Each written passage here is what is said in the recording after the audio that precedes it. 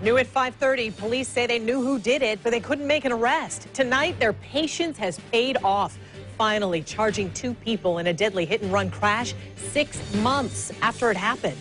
A St. Johns County couple is now facing charges this evening in connection with that deadly crash in St. Augustine. Neighbors found 23-year-old Casey McClendon just lying in the roadway in June. He had been hit by a vehicle. A short time later, police found a damaged truck. They questioned the owner.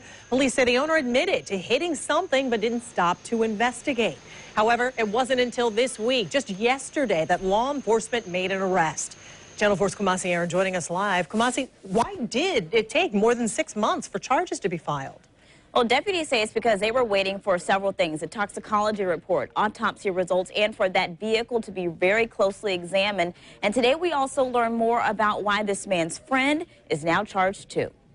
It took more than 6 months, but now 33-year-old John Crosby and 31-year-old Alexandra Perella are behind bars, charged in the hit-and-run death of 23-year-old Casey McClendon. We don't mind a little bit of a wait when we know that we're going to make a more concrete case. It's the cases where we don't have the vehicle, we couldn't find the driver. So in this case, yes, it took a little time, but we knew that this day would come as long as all the evidence lined up, and in this case it did. According to this report, deputies say Crosby hit McClendon, drove home, and told Perella he hit a deer. Investigators say Perella drove to the scene, saw all the first responders and a shoe in the roadway, and knew Crosby had hit a person. Deputies say the two decided to hide Crosby's pickup truck in Perella's garage. So she got behind the wheel of the truck and he followed in her car. A St. Augustine police officer noticed the damage to the truck and pulled them over. That officer questioned them and gave Crosby a blood alcohol test, which came back at .117. He also had Valium in his system, according to investigators.